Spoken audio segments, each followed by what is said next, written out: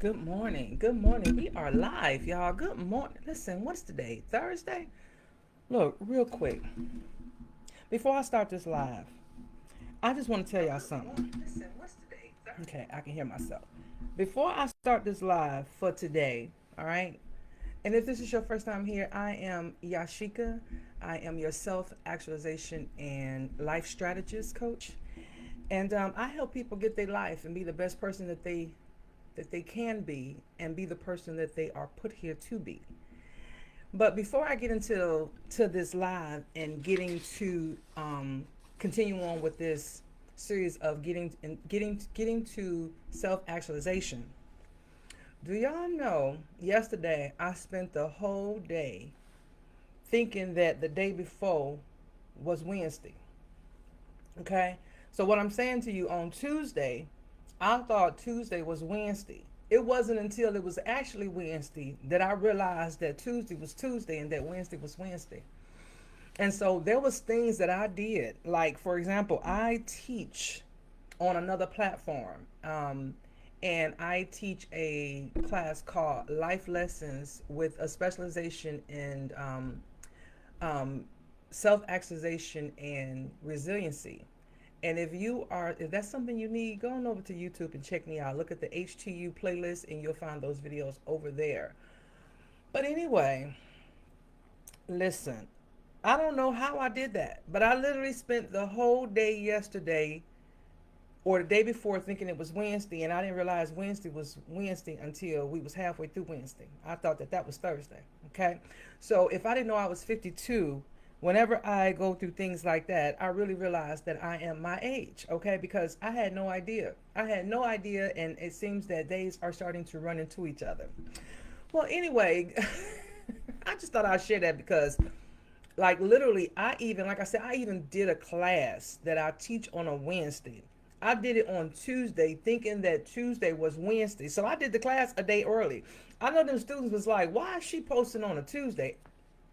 You know what, it's better to be early than to be late. That's all I can say. Okay, it's better to be really early than to be really really late. That's all I got. All right, so happy Thursday to everybody out there. And if this is your first time here, make sure you show your girl some love. Go ahead and like, share, subscribe, comment, follow, depending on where you watching me from, because I do repurpose my content on all platforms. We are continuing on with getting to self-actualization. And listen, today is day 11. If you've been following this series since day 1, today is day 11. And like I said before, like I continuously say, in order to get to Maslow's which is the highest hierarchy of need, Maslow's hierarchy of need, which is self-actualization, you have to make sure that all the other things are taken care of. Your philosophical demands, your safety demands, your being in a position of power demand, like your esteem, like all those things have to be in place, right? All those levels have to be done. However, within those levels, there are other things. And so these are the things that I'm covering. Within those levels, there are sub levels, there are subtopics, there are subcategories. So today we are talking about they can't read your mind. So speak TF up. Okay, y'all know what TF is. Speak the heck up, right? And here's why this is important, right? Because some people say, well, I thought they understood me. Okay, no, that's not how it works. We're talking about speaking up to the point of all this that I'm talking about today might be a little bit, it might sting a little bit, and it may be necessary. Because waiting for people to just think about what you want or guess what you want, you'll mess around here and miss out on your blessings. Okay, y'all know the old saying that say, well, the what is it? Closed mouths don't get fed, right? Let me tell you a quick story. Now, not too long ago, I flew out for an interview. I was flown out for an interview.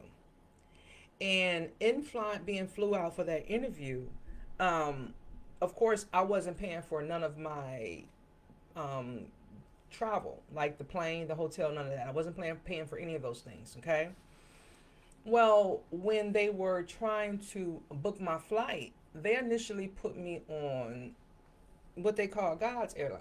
Okay, y'all know God's airline, the one they call God's airline. Okay, now let me give you a little story.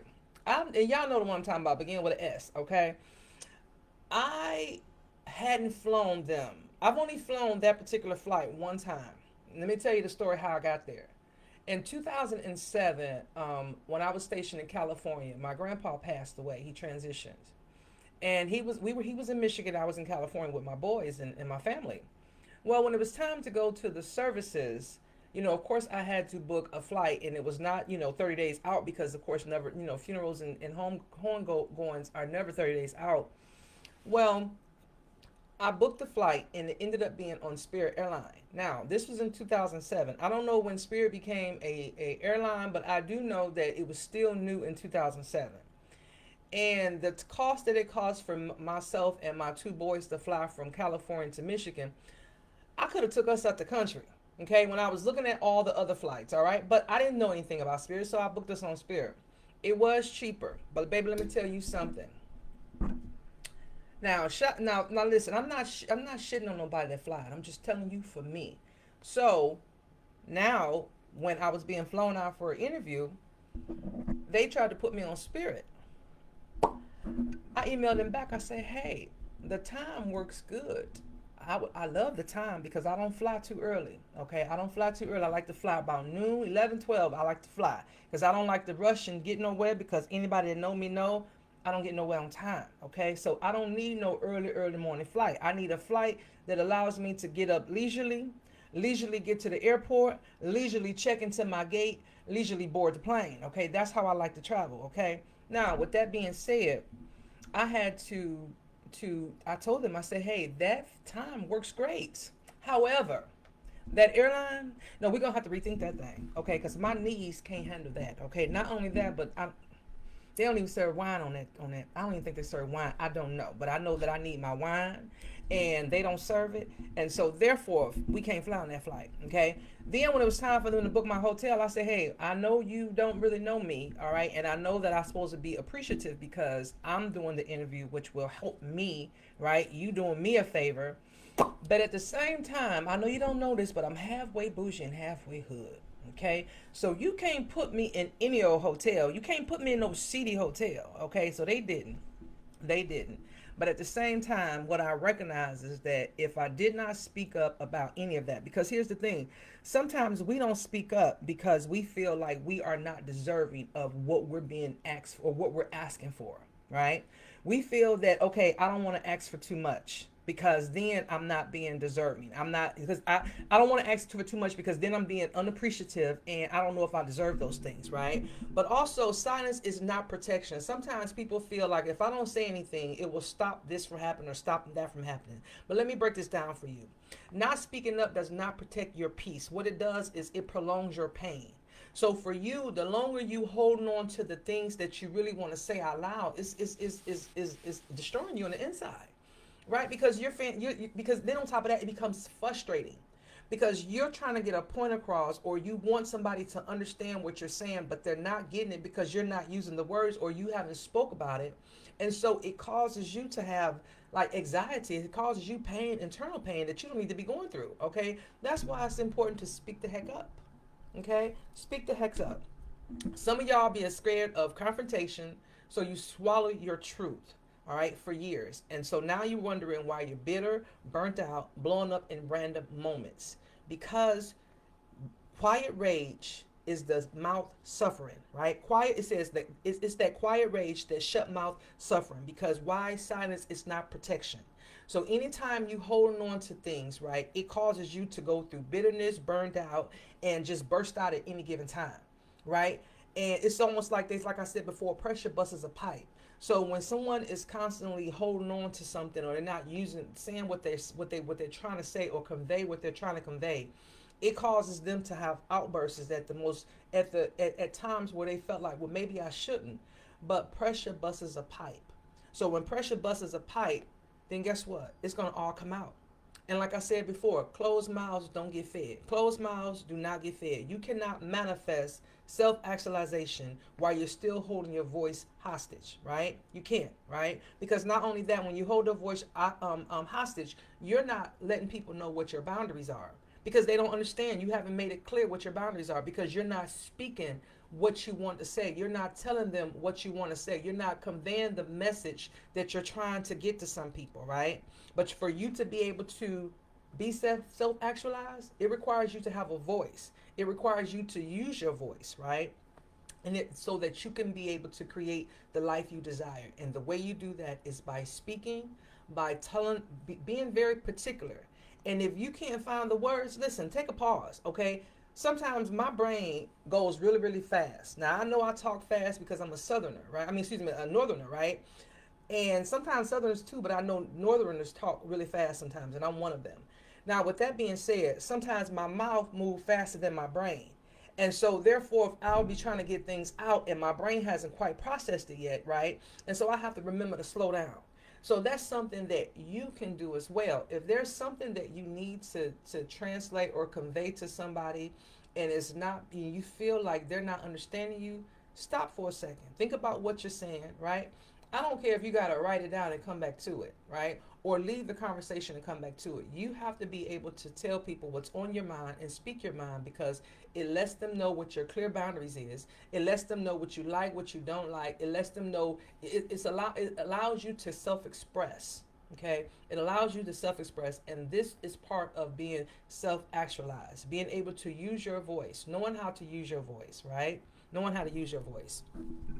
People aren't psychic, all right? And people aren't psychic. In other words, I say this because when we're talking about using our voices, if you don't say what you mean, right, or mean what you say, you'll assume that somebody understood what you was trying to convey. And this is especially true in relationships, okay? A lot of times when, because I deal with marriage and family counseling. When I'm talking to people and they say, well, this has occurred or that has occurred, my first question is, have you spoke to that person about it? Because, well, I've tried and we didn't. Sometimes you have to say, you know what? I need you to just don't say nothing for 5 minutes. Let me get everything out that I need to get out, right? Let me get everything out that I need to get out. Why? Because people are not psychics. They cannot read your mind. And so this is especially important when you're talking about a relationship. Now, I'm not just talking about marriages or partnerships in that aspect. I'm talking about any type of relationships, even when it comes to your children. I know for a fact when it came to my oldest son, one of the things that I did not like as a kid was not being able to speak my voice or be able to use my voice. I don't know how some people were raised, but we were raised in a household where what was said was what was said. There was no questions being asked. There was no follow-up. And so a lot of times I would want to know some things because I didn't understand it, because I've always been this neurodivergent kid, right?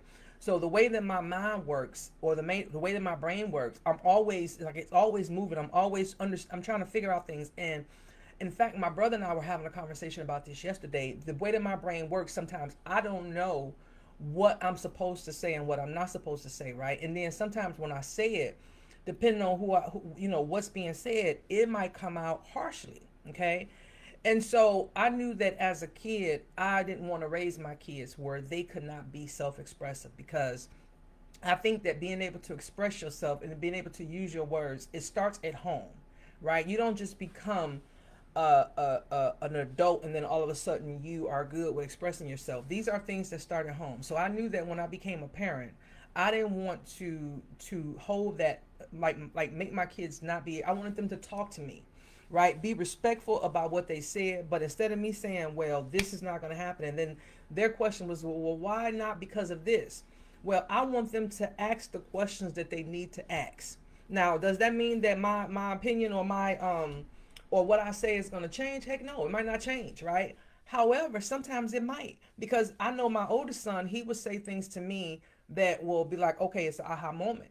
And even with my baby boy, he would say things to me that's like an aha moment, and I'd be like, you know what, you're right, right? Because we just because we're parents, we don't know everything. But what I do know is that things like this, speaking and using your voice, it does start when you're a child, not when you're young, not when you're an adult, because you have to be able to express yourself to anybody in any situation. And so for me, that was something that I want my kids to be able to do. Now, did they get out of hand sometimes, especially that oldest boy? Sometimes he talked too much. Sometimes he asked the wrong questions, and sometimes he got too many questions. And that's when you walk away and say, you know what, because I said so. All right. But at the same time, like I was saying, people are not psychic. And so because of that, if you do not say what you need, or speak what you want or desire or anything like that, you can't just drop hints, okay, and hope that they'll pick them up. You can't just drop little breadcrumbs along the way and hope that people follow the trail. Don't always work that way. Sometimes you just got to come right out and say what you got to say. And let me say this. Sometimes saying what you say or what you want to say, it may not always be pretty. Now, we can always try to reframe a question or a statement or say things where we wrap it up in a pretty bow, especially if it's not occurring during a heated conversation or a heated moment. But for the most part, though, sometimes we say things and it may not come out beautiful. It may not come out the way we want it to, right? But again, this isn't about how we speak. This is about being able to speak up. But I just want you to know that sometimes people won't say what they want to say because they don't know if they can say it the right way. And I know this is something I did a lot, especially in my formal employment. I know a lot of times when I would say things or I'm questioning something because I knew that, in my mind, instead of me questioning things, I would just not say anything because I knew that when it came out, it was not going to come out in an appropriate way. And so for me, it was best for me not to say anything and then maybe come back in a different situation and say, hey, I know earlier that we talked about this in a meeting, or I know this was going on, but how about this? That way, I'm not being disrespectful. That way, I'm not being insulting in any kind of way. And that way, my message is conveyed really, my message is conveyed. I've said what I need to say without being offensive to anybody, without being nasty or being, frustrated. So I'm throwing out words or I'm saying things because I've taken time out to really think about it, right? And then the final point that I wanted to make is speaking up doesn't make you mean, it makes you free, okay? One thing about being self actualized is that this journey is sometimes an uncomfortable honesty, right? In order to be self actualized, you have to be able to really, really like dig deep about who you are and who is it that you want to be, right? And some of these stages and some of these stages and some of these sub stages or levels or tiers or whatever you want to call it, they're not pretty. They're not going to be pretty. There's nothing that I can do to wrap it up in a bow. Even when I talked the other day about saying no, about your boundaries and things like that. Today we're talking about speaking up. These things are not pretty when you become self-actualized, right? Now, we will go through life just like anybody else doing things that we say, okay, well, maybe that wasn't for the greater good. You're going to have days, you're going to have setbacks, you're going to be whatever. But what self-actualized really and truly means is you being able to be your full authentic self without anybody else's opinions, without anybody else's thought process, without anybody's anything. You're living in your purpose, you're walking in your truth, you're being your authentic self. So when I talk about speaking up and things like that, for you to be able to be that person, you have to be able to speak up, to be self-actualized. You have to be able to express your boundaries. You have to be able to use the word no. You have to be able to say what you want. You have to be able to ask what you want. You have to be able to express yourself clearly. Like there are things that you have to do, right? Because the world, listen, the world ain't got time to be the world ain't gonna be kind. That's what I know. The world is not gonna always be kind, and it's not gonna come at you the way you want it to come at you. The world don't always have time for you to go back and regroup, right? The world don't always have time for you to have a second chance to say what it is that you have to say or that you need to say.